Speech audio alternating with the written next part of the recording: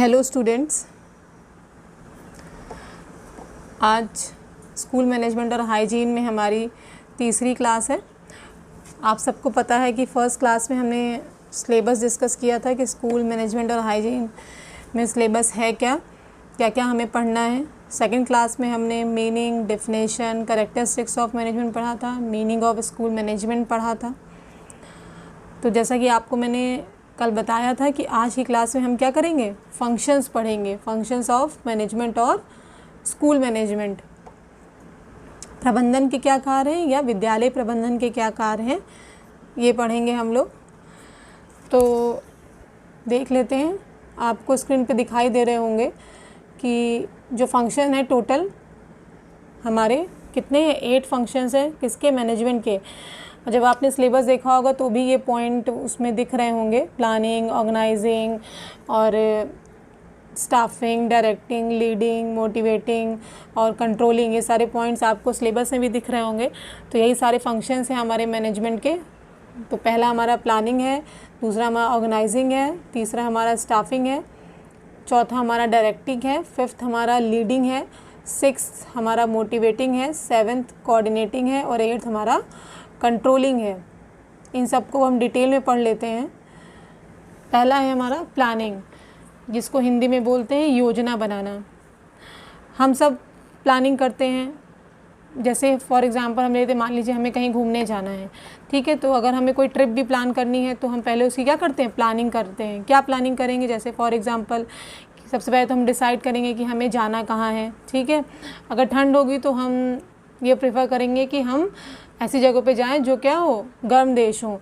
और अगर गर्मी चल रही हो या समर का मौसम होगा तो हम ऐसी जगह पे जाना प्रेफर करेंगे जो ठंडा हो। तो हमें कहाँ जाना है, कब जाना है, कैसे जाना है, क्या क्या चीज़ें हमें चाहिए होंगी वहाँ जाने के लिए, तो ये सब क्या है, प्लानिंग है हमारी। तो वैसे ही जब हम यहाँ पे मैनेजमेंट की बात कर रहे हैं और बेसिकली हम स्कूल मैनेजमेंट की बात कर रहे हैं, तो स्कूल मैनेजमेंट में हमें क्या प्लानिंग करनी होगी।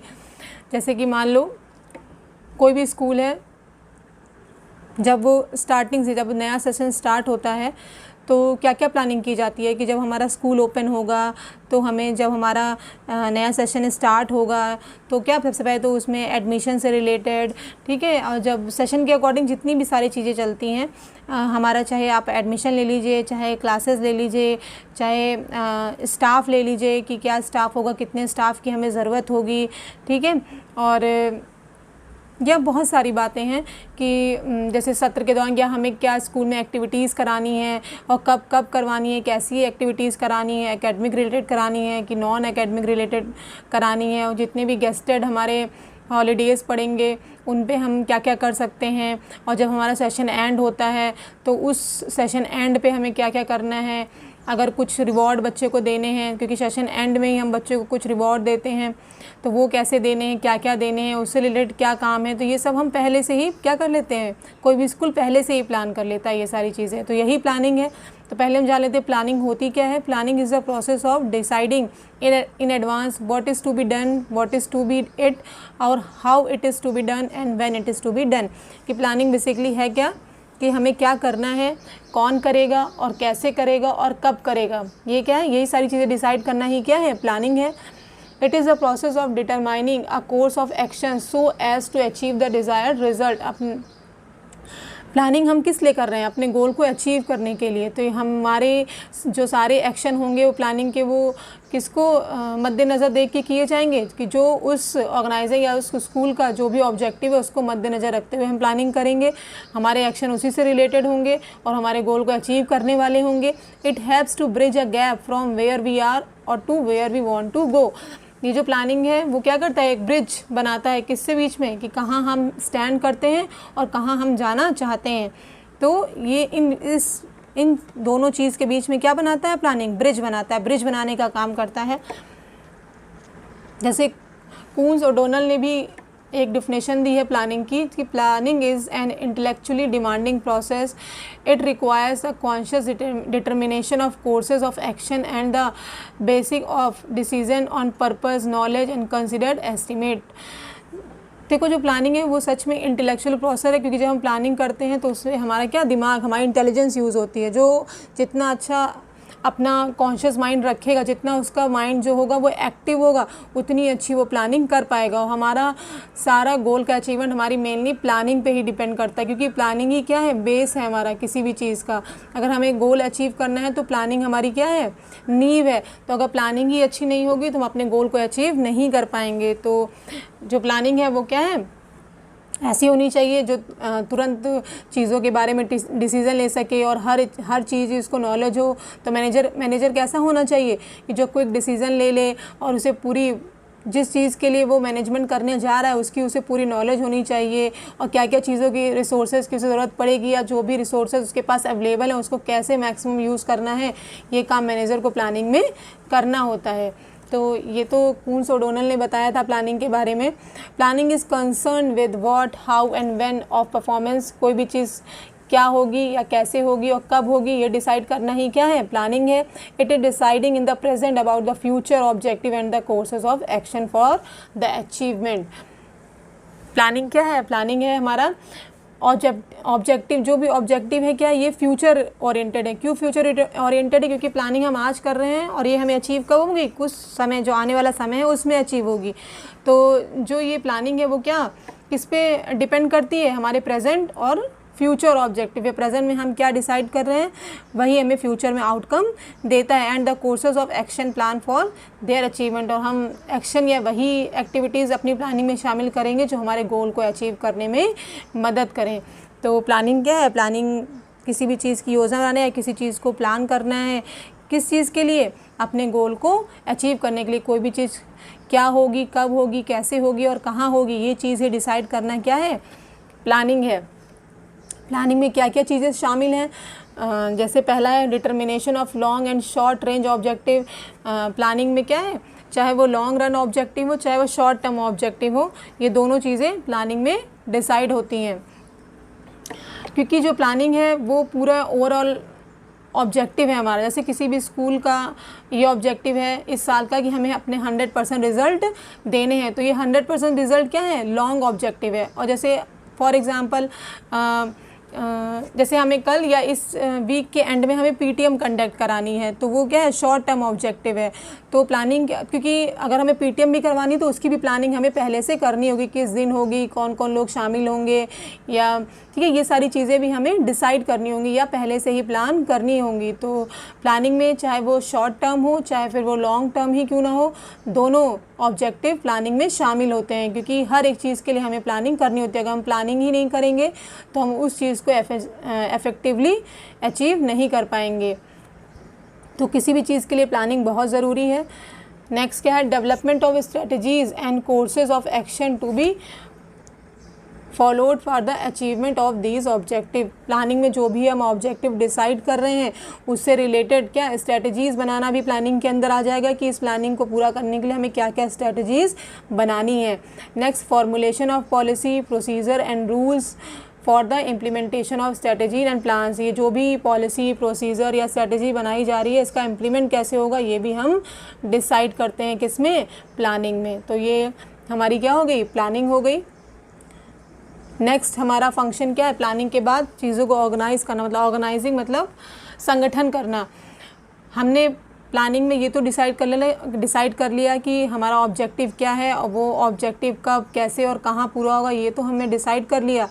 लेकिन इसको इम्प्लीमेंट कैसे करना है, या कौन व्यक्ति इस प्लान को इम्प्लीमेंट करेगा, या फिर इस हमारी जो प्लानिंग है उसको पूरा करने के लिए हमें किस किस पर्सन को, क्योंकि आपको पता है मैनेजमेंट क्या है, getting work from group of individuals. हम क्या करते हैं, दूसरों से काम लेते हैं। तो कौन कौन सा व्यक्ति क्या क्या काम करेगा हमारी प्लानिंग को पूरा करने के लिए, वो किस में डिसाइड होता है, वो ऑर्गेनाइजेशन में डिसाइड होता है या ऑर्गेनाइजिंग में डिसाइड होता है। नेक्स्ट क्या है, लिखा हुआ है इसमें, it is a combination of necessary human effort, material equipments in systematic and effective correlation to accomplish the desired result. ये जितने भी फंक्शंस हैं मैनेजमेंट के, वो मेनली क्या है कि ऑब्जेक्टिव को अचीव करने के लिए हैं, कि हम इफेक्टिवली अपने ऑब्जेक्ट को क्या कर पाएँ, अचीव कर पाएँ। तो ऑर्गेनाइजिंग में क्या होगा, जैसे मैंने कल बताया था कि जो मैनेजमेंट है वो जितने भी रिसोर्सेज अवेलेबल है, फिर चाहे वो ह्यूमन रिसोर्सेज हों और फिर चाहे वो फिज़िकल रिसोर्सेज हों, उनके बीच में कोऑर्डिनेट करके या उन दोनों को साथ में लाकर क्या करता है, इफ़ेक्टिव मैनेजमेंट करता है और अपने गोल को अचीव करता है। तो ऑर्गेनाइजिंग में यही काम किया जाएगा कि जो भी आपने प्लानिंग की है उस प्लानिंग में, उस ऑर्गेनाइजेशन में या उस स्कूल में जो भी रिसोर्सेज अवेलेबल हैं उनको इफ़ेक्टिवली यूज़ करके, मैक्सिमम यूज़ करके प्रॉफिट देना है या फिर अपने गोल को अचीव करना है। It is a combination of necessary human effort, material, equipments in systematic and effective correlation to accomplish the desired goal. Human resource और फिजिकल रिसोर्स में इफेक्टिव क्या करना, कोरिलेशन बना के अपने गोल को अचीव करना है। मेन ऑर्गेनाइजिंग का motive, organising involves putting in order of priority and preference the resource which are available. Organising ये भी डिसाइड करता है या ऑर्गेनाइजिंग के अंदर ये चीज़ भी इंक्लूड है कि जो भी रिसोर्सेज आपके पास अवेलेबल हैं, ठीक है, उनको किस प्रायोरिटी से यूज़ करना है या किस रिसोर्सेज को क्या प्रेफरेंस देनी है, ये भी ऑर्गेनाइजेशन ही डिसाइड करता है, क्योंकि ऑर्गेनाइजेशन ही बताता है कि कौन सा वर्क कौन करेगा हमारे प्लानिंग को पूरा करने के लिए। तो an action plan is needed, an action plan is needed in which actions and activities are scheduled in order to give the plan targets are set। जो ऑर्गेनाइजेशन है वो हमारी ऑर्गेनाइजिंग है वो क्या हमारे प्लान को क्या टीथ देने का काम करता है, क्योंकि इसी के द्वारा ही हमारे क्या होते हैं टारगेट इम्प्लीमेंट या हमारी प्लानिंग इम्प्लीमेंट की जाती है। तो these target should be quite easily attainable with in a short period of time. जो भी टारगेट है जिसके लिए हम ऑर्गेनाइजिंग कर रहे हैं ये क्या होने चाहिए, फ्लेक्सिबल होने चाहिए और इजीली जिसको आसानी से क्या किया सके, अटेन किया जा सके in short of within the short time of period. कम समय में आसानी से क्या किया हासिल किया जा सके, वही क्या होगा अच्छी ऑर्गेनाइजिंग कहलाएगा। Organising thus involves the following sub functions. Organising के अंदर भी कुछ फंक्शंस इन्वॉल्व है कि वो क्या क्या फंक्शन करता है। पहला है identification of activities required for the achievement implementation of plan. मैंने पहले ही बताया है कि जो भी प्लानिंग, जो भी स्ट्रेटजीज़ हमने बनाई है या पॉलिसी बनाई है, उनको अचीव करने के लिए क्या क्या एक्टिविटीज़ करनी है या किन किन एक्टिविटीज़ की ज़रूरत पड़ेगी, कौन कौन सा व्यक्ति उस एक्टिविटीज़ को करेगा, ये काम किस में किया जाता है, ऑर्गेनाइजिंग में किया जाता है। Next, grouping the activities so as to create self content jobs. जो मैनेजमेंट है वो क्या है ग्रुप ऑफ इंडिविजुअल के थ्रू क्या करता है, काम करवाता है। तो कौन सा वर्क कौन सा ग्रुप करेगा ये भी कौन डिसाइड करेगा, ऑर्गेनाइजिंग डिसाइड करेगा। Next, assignment of job to employees. मैंने अभी कहा कि कौन सा वर्क कौन सा इंडिविजुअल या ग्रुप ऑफ इंडिविजुअल करेगा, ये भी किसके अंदर किया जाएगा, ऑर्गेनाइजिंग के अंदर किया जाएगा कि कौन से एम्प्लॉयज़ को कौन सी जॉब या कौन सा काम या कौन सी ड्यूटी दी जाए प्लान के according. Next, delegation of authority so as to enable them to perform their jobs and to command the resources needed for their performance. Delegation of authority क्या होता है कि जैसे कि एक सिस्टम एक हायरार्की होनी चाहिए। जैसे किसी भी स्कूल में क्या प्रिंसिपल होता है, टीचर होता है और हेड ऑफ डिपार्टमेंट होता है। तो डेलीगेशन ऑफ अथॉरिटी क्या हो जाएगा, जैसे मान लो मैनेजमेंट में या ओनर ने कोई रूल बताया, ओनर ने मैनेजर को बताया और मैनेजर ने प्रिंसिपल को बताया और प्रिंसिपल ने हेड ऑफ डिपार्टमेंट को बनाया और हेड ऑफ डिपार्टमेंट ने वही चीज़ क्या हुई, जितने भी उसके अंडर टीचर्स हैं वो उनको बताई। तो अथॉरिटी क्या है बटी, पहले ओनर ने मैनेजर को बोला, मैनेजर ने प्रिंसिपल को बोला और प्रिंसिपल ने हेड ऑफ डिपार्टमेंट को बोला, हेड ऑफ डिपार्टमेंट ने अपने टीचर्स को बोला। तो एक डेलीगेशन बन रहा है, एक अथॉरिटी बन रही। जो टीचर्स है वो किसके प्रति उत्तरदायी है, वो अपने हेड ऑफ डिपार्टमेंट के लिए उत्तरदायी है। जो हेड ऑफ डिपार्टमेंट है वो प्रिंसिपल के लिए उत्तरदायी है और जो प्रिंसिपल है वो मैनेजर के लिए उत्तरदायी है, जो मैनेजर है वो ओनर के लिए उत्तरदायी है। तो ये एक हायरार्की बनी हुई है। अगर एक हायरार्की के अकॉर्डिंग हम काम करेंगे तो इससे क्या होगी, रिसोर्सेज को भी हम अच्छे से यूज़ कर पाएंगे और परफॉर्मेंस भी अच्छी दे पाएंगे। तो डेलीगेशन ऑफ अथॉरिटी भी कौन डिसाइड करेगा या किसके अंदर इन्वॉल्व होगा, ऑर्गेनाइजिंग के अंदर इन्वॉल्व है। Next, establishment of a network of coordinating relationship. जो भी मतलब पर्सन्स है या ग्रुप ऑफ पर्सन्स हैं वो क्या कर रहे हैं, अपनी अपनी रिस्पॉन्सिबिलिटी अपनी अपनी अथॉरिटी निभा रहे हैं, उनके बीच में कोऑर्डिनेशन बनाना भी किसका काम है, मैनेजमेंट का काम है। और ये किसके तहत किया जाएगा, ये ऑर्गेनाइजिंग के तहत किया जाएगा कि जो भी ग्रुप ऑफ पर्सन, क्योंकि एक ग्रुप बना दिया गया ना। जैसे अब हम मान लीजिए किसी कंपनी का एग्जांपल ले लेते हैं, तो कंपनी के एग्जांपल में हम कैसे बताएंगे, जैसे परचेज़ के लिए अलग अलग डिपार्टमेंट होता है, सेल्स के लिए अलग डिपार्टमेंट होता है, एडवर्टीज़मेंट के लिए अलग डिपार्टमेंट होता है। तो उन डिपार्टमेंट के बीच में कोऑर्डिनेशन होना ही बहुत ज़रूरी है। अगर उनके बीच में कोऑर्डिनेशन नहीं होगा तो भी काम सही से नहीं हो पाएगा, तो भी ऑर्गेनाइजिंग अच्छी नहीं कहलाएगी। ठीक है, तो यही काम इसमें भी है कि जो भी है, जो मतलब प्रिंसिपल है, हेड ऑफ डिपार्टमेंट है, और जो भी टीचर्स हैं, उनके बीच में क्या होना चाहिए, अच्छे से कोऑर्डिनेशन होना चाहिए, तो ही हम अपने गोल को इफ़ेक्टिवली यूज़ कर पाएंगे।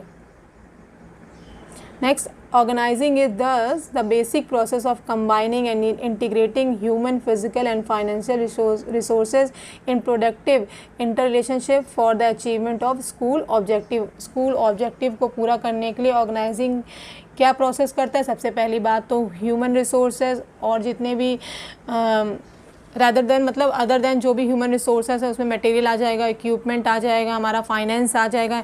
इन सारे रिसोर्सेज के बीच में कोऑर्डिनेशन बैठाना, और इस तरह से कोऑर्डिनेशन बैठाना कि अपने गोल को क्या करें, अचीव कर पाएँ। यही काम क्या है, ऑर्गेनाइजिंग का है। It aims at combining employees and inter related task in any orderly manner so that organizational work is performed in coordinated manner। क्या इसका मेन एम यही है कि एम्प्लॉय के बीच में, या जो भी अभी जैसे मैंने बताया, इस्टेब्लिशमेंट ऑफ अ नेटवर्क क्या बिटवीन कोऑर्डिनेटिंग रिलेशनशिप। तो जो भी ग्रुप बनाए गए हैं, उन ग्रुप के बीच में प्रॉपर कोऑर्डिनेटिंग भी होना बहुत ज़रूरी है। अगर वो कोऑर्डिनेटर नहीं होगा तो उनकी परफॉर्मेंस अच्छी नहीं हो पाएगी। तो next, and all efforts and activities pull together in direction of school organisation goals. ये भी जो सारे काम किए जा रहे हैं वो किसके तहत या किसके लिए किए जा रहे हैं, एक टारगेट या एक गोल को अचीव करने के लिए। जो भी एक्टिविटी होगी, फिर चाहे वो प्लानिंग के अंदर हो, फिर चाहे वो ऑर्गेनाइजिंग के अंदर हो, वो किसको मद्देनज़र रखती होगी, वो स्कूल ऑर्गेनाइजेशन गोल्स को ध्यान में रखते हुए ही की जाएगी।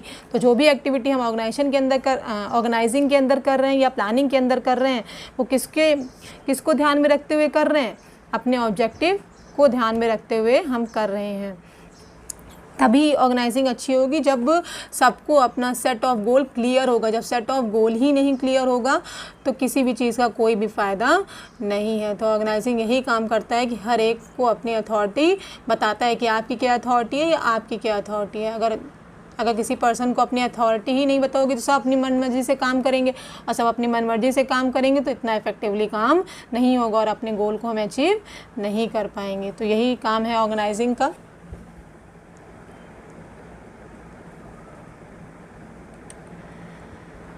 नेक्स्ट है हमारा स्टाफिंग या नियुक्ति करना। अब हमने काम डिसाइड कर लिया और उसको कैसे इम्प्लीमेंट करना है ये डिसाइड कर लिया। अब उनके लिए रिस्पॉन्सिबल या क्वालिफाइड पर्सन भी हमें चाहिए होंगे। जैसे हम मान लीजिए किसी स्कूल में अगर हमें 10th क्लास के लिए साइंस का टीचर चाहिए, तो एक मैनेजर की ये रिस्पॉन्सिबिलिटी और उसे पता होना चाहिए कि किस एलिजिबिलिटी का टीचर 10th क्लास के साइंस टीचर के लिए सही रहेगा। फॉर एग्जांपल, अगर हमें 10th क्लास के लिए साइंस टीचर चाहिए तो उसकी क्वालिफ़िकेशन क्या होगी? पहली बात तो के पास MSc होना चाहिए प्लस B.Ed होना चाहिए।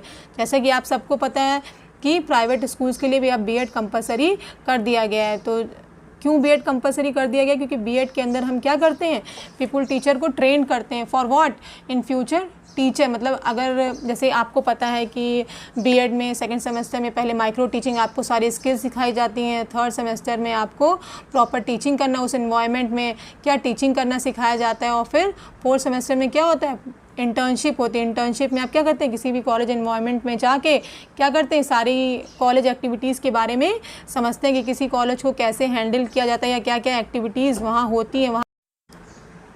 तो इंटर्नशिप क्या होती है, जैसा कि आप सबको पता है या पता नहीं, जिनको नहीं पता उनको मैं बता देती हूँ कि फोर्थ सेमेस्टर में आपके 16 वीक की इंटर्नशिप है।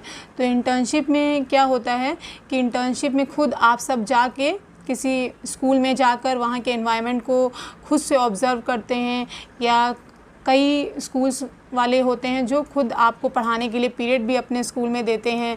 तो आप वहाँ जाके क्या सीखते हैं कि किसी स्कूल को कैसे कंडक्ट किया जाता है, कौन कौन सी एक्टिविटीज़ उस स्कूल में होती हैं, किस चीज़ के लिए, बच्चों के प्रॉपर डेवलपमेंट के लिए, क्योंकि कई सारे स्पोर्ट्स भी वहाँ खिलाए जाते हैं, या कौन कौन सी एक्टिविटीज़ उस कॉलेज में हो रही हैं, या कैसे असेंबली हो रही है, कैसे कौन सा टीचर किस सब्जेक्ट को पढ़ा रहा है। आपको उस मेथड्स को भी सीखना होता है, उस टेक्निक्स को भी सीखना होता है, और भी जो कॉलेज में अदर एक्टिविटीज़ होती हैं, को करिकुलर एक्टिविटीज़ होती हैं, उन सबको कैसे कंडक्ट कराया जाता है किसी भी स्कूल में, ये सारी चीज़ें आप क्या करते हैं, इंटर्नशिप में जाके किसी भी स्कूल में सीखते हैं। तो इसके द्वारा क्या होता है, आपको आर्टिफिशियल एनवायरनमेंट में ट्रेनिंग दी जाती है। किस लिए? क्योंकि आपको बीएड के माध्यम से ट्रेन किया जा रहा है फ्यूचर में टीचर बनने के लिए। तो इसलिए भी हर प्राइवेट स्कूल्स में क्या हो गया, बीएड कंपलसरी कर दिया गया है। गवर्नमेंट के लिए तो है ही कंपलसरी, और आज के टाइम में प्राइवेट में भी बीएड कंपलसरी हो गया है। तो ये तो बात हो गई किसी स्कूल टीचर के क्वालिफ़िकेशन की। अगर प्रॉपर किसी एक सब्जेक्ट में आपको टीचर की स्टाफिंग करनी है या नियुक्ति करनी है तो इसमें आ जाएगा। तो स्टाफिंग के अंदर ये भी हो जाएगा कि उसका क्या रेम्यूनरेशन रखना है, या किसी भी ऑर्गेनाइजेशन के एम्प्लॉयज़ को कैसे प्रमोट करना है, किस बेस पे प्रमोट करना है, और ये सारी चीज़ें स्टाफिंग में आ जाती हैं। तो स्टाफिंग है क्या, इसमें लिखा हुआ है, staffing is a continuous and vital functions of management. ये एक ऐसा फंक्शन है जो हमेशा चलता रहता है, क्योंकि स्टाफिंग किसी भी ऑर्गेनाइजेशन में परमानेंट चलती ही रहती है। कभी भी कोई भी रिक्वायरमेंट आ जाती है, कभी भी किसी रीज़न की वजह से कोई भी टीचर छोड़ के चला जाता है, या कभी किसी प्राइवेट स्कूल में किसी गवर्नमेंट जॉब लग जाती है तो वो छोड़ के चला जाता है। ऐसे बहुत सारे रीज़न होते हैं जिसकी वजह से अगर कोई टीचर या कोई भी ऑर्गेनाइजेशन में कोई भी एम्प्लॉय छोड़ के चला गया है तो तुरंत वहाँ पे क्या नई नियुक्ति या नई रिक्रूटमेंट की ज़रूरत पड़ती है। तो स्टाफिंग जो होगा, वैसे तो मेन अगर हम बड़ी बड़ी कंपनीज़ की बात करें तो वहाँ तो अलग से एक एचआर डिपार्टमेंट ही होता है, ह्यूमन रिसोर्स डिपार्टमेंट ही होता है जो ये सारी चीज़ें देखता है। तो लेकिन अगर किसी स्कूल की बात करें तो एक मैनेजर का ये काम होता है कि कितने इंडिविजुअल या कितने पर्सन्स की उसको काम कराने के लिए ज़रूरत है, ये सब भी कौन डिसाइड करता है, एक मैनेजर ही डिसाइड करता है। तो इसलिए इसको कंटिन्यूअस और वाइटल फंक्शंस बोला गया है मैनेजमेंट का। After the objective have been determined, strategies, policy, programmes, procedures and rules formulated for their achievement, activities for the implementation of strategies, policy, program, identify and grouped into jobs. The next logical step in the management process is to procure suitable personnel for maintaining maintaining the jobs या managing the jobs, managing the jobs। तो इसमें इसका सीधा सा मतलब यही है कि प्लानिंग, सब चीज़ें डिसाइड करने के बाद कि कौन कौन सी स्ट्रेटजीज़ होंगी, कौन कौन सी पॉलिसी होंगी, कौन कौन से प्रोग्राम्स होंगे, कौन कौन से प्रोसीजर्स होंगे, क्या रूल्स होंगे अपने गोल को अचीव करने के लिए, और उस एक्टिविटीज़ को कैसे इम्प्लीमेंट, उस एक्टिविटीज़ या उस स्ट्रेटजी या उस पॉलिसी और उस प्रोग्राम को जो हमने प्लान किया उसको कैसे इम्प्लीमेंट किया जाएगा। उस इम्प्लीमेंट करने के बाद हम क्या करते हैं, जैसे आपको पता है कि मैनेजमेंट क्या है, व्यक्तियों के समूह से काम लेना है या काम करवाना है। तो उन समूह को क्या करना, नियुक्ति करने का भी काम क्या है, मैनेजर है, कि कौन से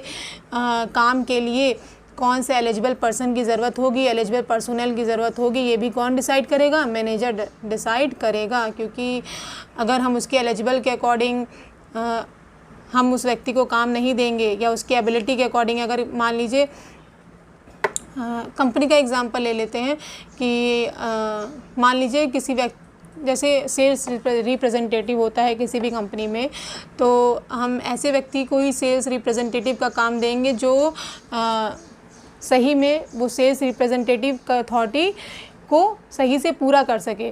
अगर किसी के अंदर से किसी भी चीज़ को बेचने की कला ही नहीं होगी और हमने उस व्यक्ति को ऐसा काम दे दिया कि जाओ जाके तुम्हें इस प्रोडक्ट को बेच के आना है, तो वो काम नहीं कर पाएगा। तो ये काबिलियत देखने का काम भी एक मैनेजर का है कि जिस काम के लिए हम किसी व्यक्ति को अगर अलॉट कर रहे हैं या हम चुन रहे हैं या हम सेलेक्ट कर रहे हैं तो उसके अंदर वो क्वालिटी होनी चाहिए कि किस काम के लिए हम उसे अलॉट करें। जैसे कि अभी मैंने 10th क्लास के लिए अभी जो साइंस टीचर की बात कही कि अगर हम साइंस पढ़ाने के लिए कोई हिंदी या कॉमर्स का टीचर चुन लेंगे, सेलेक्ट कर लेंगे, तो वो अपनी अथॉरिटी या अपनी ड्यूटी को सही से निभा नहीं पाएगा। तो इसलिए स्टाफिंग भी बहुत इंपॉर्टेंट फंक्शन है मैनेजर के लिए या मैनेजमेंट के लिए।